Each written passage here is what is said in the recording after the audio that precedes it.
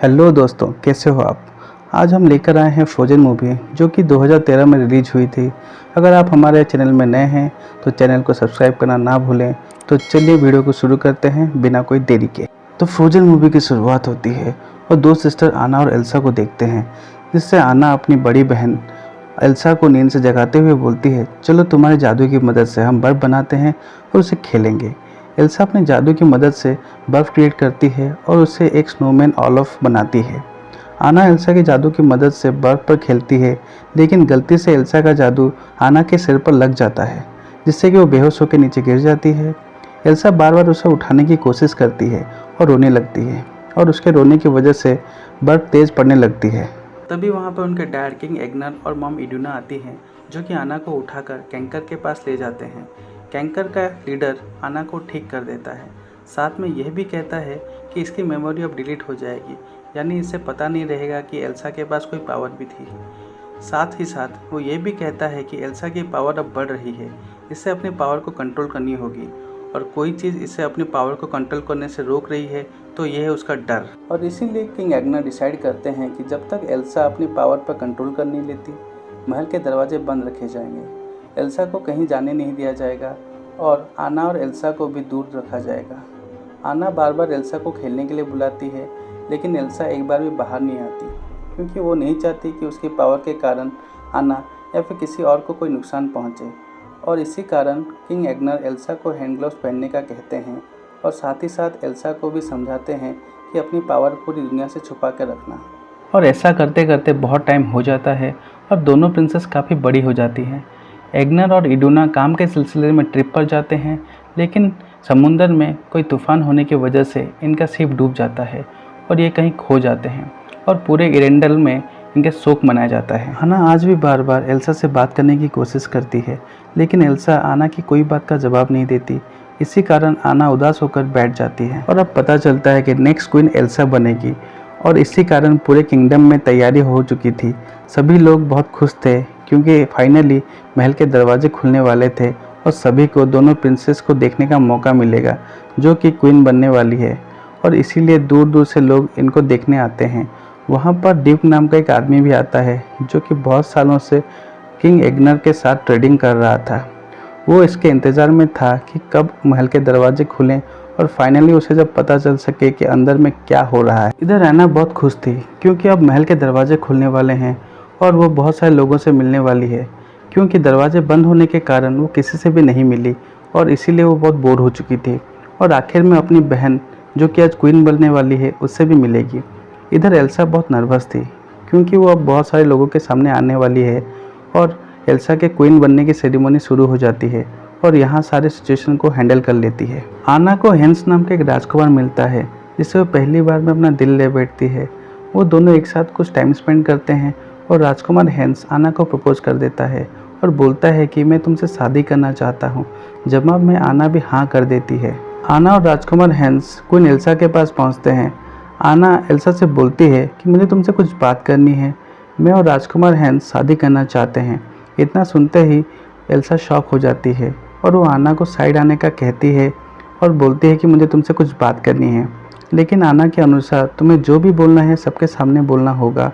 और एल्सा आना को इस शादी के लिए मना कर देती है, जिसके चलते आना गुस्से में आकर एल्सा को बहुत बुरा बोल देती है कि तुम्हारा तो बचपन में ही लोगों को अलग करने का काम रहा है, और बातों ही बातों में एल्सा का ग्लोव्स हाथ से निकाल देती है। इसके चलते एल्सा से गलती से जादू हो जाता है और बर्फ क्रिएट हो जाती है।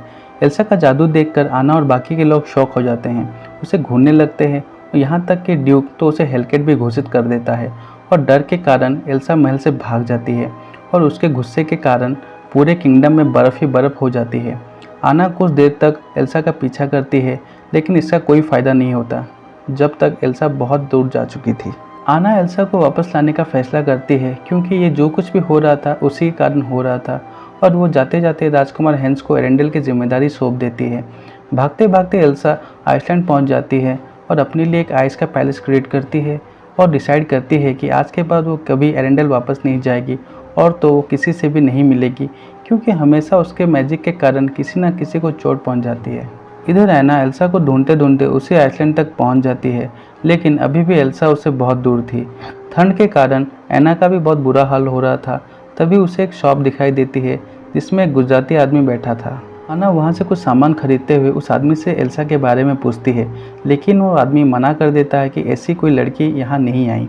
तभी वहाँ क्रिस्टोफ नाम का एक आदमी आता है जिससे पूरे शरीर में बर्फ़ लगी हुई थी। क्रिस्टोफ आना से बोलता है कि अचानक से उत्तरी पहाड़ पर इतनी बर्फ़ आने लगी है क्योंकि इस मौसम में इतनी बर्फ़ कहीं भी नहीं आई।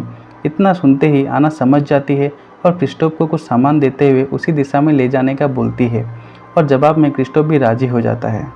आगे जाने पर इन्हें कुछ वुल्फ दिखाई देते हैं जो कि इनका पीछा करते हैं।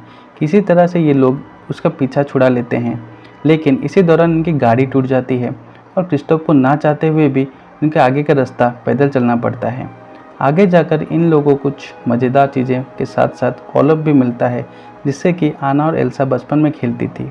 आना ओलफ को देखकर समझ जाती है ज़रूर इसे एल्सा ने क्रिएट किया होगा। वो ओलफ से कहती है कि प्लीज़ मुझे एल्सा तक ले चलो क्योंकि उसके बर्फ़ के कारण एरेंडल में बहुत बुरे हालात हैं। इधर आना का हॉर्स एरेंडल पहुंचता है जिसे देखकर राजकुमार हैंस समझ जाते हैं कि आना कोई बड़ी मुसीबत में है और इसीलिए वो आना को ढूंढने के लिए आइसलैंड की तरफ निकल जाते हैं। वहीं थोड़ी दूर लालची ड्यूक अपने दोनों आदमियों के साथ खड़ा था और वो दोनों आदमियों को से बोलता है कि हैंस के साथ तुम लोग भी जाना और क्वीन एल्सा जहाँ भी दिखे उसे मार डालना क्योंकि वो एक हेलकैट है। और आखिरकार ये लोग एल्सा के आइस पैलेस तक पहुँच ही जाते हैं जो कि देखने में बहुत ही खूबसूरत था। एना क्रिस्टोफ और ओलफ को बाहर ही रुकने का बोलती है क्योंकि वो नहीं चाहती कि एल्सा आना के अलावा किसी और से भी मिले। इधर जाकर वो एल्सा को बुलाती है और एल्सा भी आना को देखकर बहुत खुश होती है और एना एल्सा को एरेंडल वापस आने का कहती है, लेकिन एल्सा पुरानी बातों को याद करके मना कर देती है क्योंकि वो नहीं चाहती कि उसके मैजिक की वजह से किसी को कोई चोट पहुँचे और इसीलिए वो एना को भी वहाँ से चले जाने का बोलती है। ताकि बहुत समझाने पर भी एना उसकी बात नहीं सुनती और एल्सा को गुस्सा आने लगता है जिसके कारण उसके मैजिक से आना को चोट पहुंच जाती है। तभी वहां पर क्रिस्टोफ भी आ जाता है जिसे देखकर एल्सा और गुस्सा हो जाती है और इसी कारण वो एक बर्फ का क्रिएचर क्रिएट करती है जो कि इन्हें उठाकर बाहर फेंक देता है। क्रिस्टोफ आना को बताता है कि तुम्हारे बाल धीरे धीरे सफ़ेद पड़ रहे हैं और हो सकता है ये सब एल्सा की मैजिक की वजह से हुआ हो। अगर ऐसा है तो तुम्हें जल्दी से इसकी इलाज की ज़रूरत है, नहीं तो तुम्हारी जान पर खतरा हो सकता है और मुझे पता है इसका इलाज कौन कर सकता है। क्रिस्टोफ आना को लेकर कैंकर के पास जाता है जिसे वो अपनी फैमिली मानता है। आना की भी तबीयत खराब होने लगी थी जिसे देखकर कैंकर का लीडर बोलता है कि आना तुम्हारी जान को खतरा है, तुम्हारी सिस्टर के मैजिक से तुम्हारे दिल पर चोट पहुंची है। अगर इसका इलाज नहीं हुआ तो तुम धीरे धीरे जम जाओगी, तुम्हारे दिल को पिघलाना होगा और इसके लिए तुम्हें तुम्हारे सच्चे प्यार के पास जाकर उसे हक करना होगा। इतना सुनते ही क्रिस्टोफ आना को उठाकर एरेंडल की तरफ निकल पड़ता है हैंस के पास। राजकुमार हैंस और बाकी के लोग एना को ढूंढते हुए एल्सा के आइस प्लेस तक पहुंच जाते हैं जहां इन्हें एल्सा का क्रिएट किया वह बर्फ़ का क्रिएचर मिलता है जिससे कि इन लोगों का फाइट होती है।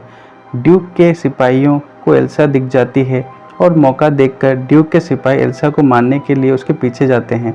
एल्सा इन्हें देखकर अंदर भाग जाती है लेकिन ये उसका पीछा भी नहीं छोड़ते। एल्सा उनसे बार बार अपने पास आने से मना करती है, तभी एक सिपाही एल्सा पर वार कर देता है लेकिन एल्सा उसे बच जाती है और उन लोगों को अपने मैजिक से हमला करने लगती है।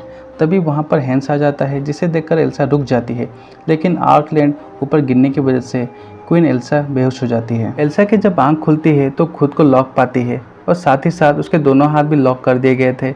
एल्सा कुछ समझ नहीं पा रही थी कि आखिरकार ये सब क्या हो रहा है। इधर क्रिस्टोफ भी आना को लेकर महल पहुंच जाता है जहां पर एना को हैंस के पास ले जाया जाता है। क्रिस्टोफ आना को छोड़ के वहाँ से चला जाता है। आना हैंस को बताती है कि मेरा ये हाल एल्सा की मैजिक के वजह से हुआ है। मुझे लग रहा था कि वो मुझे चोट नहीं पहुँचाएगी लेकिन मैं गलत थी और अब सच्चे प्यार का हक ही मुझे बचा सकता है। लेकिन अब एना को हैंस का असली चेहरा दिखाई देता है क्योंकि वो एना को बताता है कि काश कोई यहाँ ऐसा होता जो तुमसे सच्चा प्यार करे। मैं तो ये सब तुम्हारे महल पर राज करने के लिए किया था। और फिर हैंस आना को वहीं पर मरता हुआ छोड़कर चला जाता है। बाहर आकर वो सभी लोगों को झूठ बताता है कि आना अब नहीं रही, आना की मौत हो चुकी है और इसकी मौत के जिम्मेदार क्वीन एल्सा है और इसके लिए मैं ऐलान करता हूँ कि क्वीन एल्सा को मार दिया जाए। इधर आना को ढूंढते हुए ओलफ उसके पास पहुँचता है और आना उसे सारी बातें बता देती है। जवाब में ओलफ बताता है कि क्रिस्टोफ भी तुमसे प्यार करने लगा था, लेकिन जब उसे पता चला कि तुम हैंस से प्यार करती हो तो उसे सिर्फ तुम्हारी खुशी ही चाहिए। इधर एल्सा भी वहाँ से भाग जाती है और इसके गुस्से के कारण वहाँ पर एक बहुत बड़ा आइस स्टॉर्म बनने लगता है, जिसे देखकर क्रिस्टोफ भी एरेंडल की तरफ आना से मिलने के लिए आने लगता है। जब एना को पता चलता है कि क्रिस्टोफ उसके लिए एरेंडल वापस आ रहा है तो तबीयत खराब होते हुए भी वो उसे मिलने चली जाती है, लेकिन वो ज़्यादा दूर तक नहीं जा पाती और बीच में ही गिर जाती है। एल्सा और हैंस आमने सामने आ जाते हैं। हैंस एल्सा को बताता है कि तुम्हारी वजह से तुम्हारी बहन की मौत हो चुकी है, तुम एक खूनी हो और तुम्हें जीने का कोई हक नहीं।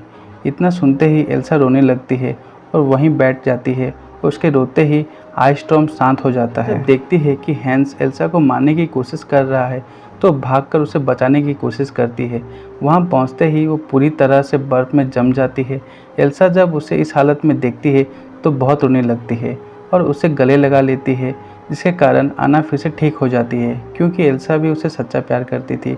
और इसके कारण धीरे धीरे सारे एरेंडल पर बर्फ़ भी पिघल जाती है और हैंस को कैद कर लिया जाता है। क्रिस्टोफ आना को प्रपोज कर देता है, जिसके जवाब में आना भी उसे हाँ कर देती है और ये मूवी यहीं पर ख़त्म हो जाती है। दोस्तों, वीडियो अगर पसंद आई तो वीडियो को लाइक, कमेंट और शेयर करें और चैनल को सब्सक्राइब ज़रूर करें। और इस मूवी का अगला भाग हम जल्द ही लाएंगे। तब तक के लिए टेक केयर।